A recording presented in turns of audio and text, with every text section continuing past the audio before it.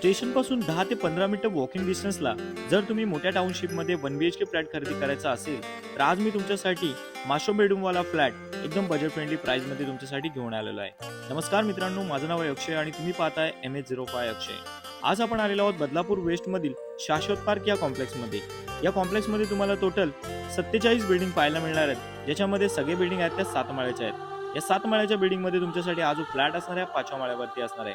670 square फुटाचा हा 1 BHK flat, तसेच याचा कार्पेट एरिया 463 स्क्वेअर फूट आहे.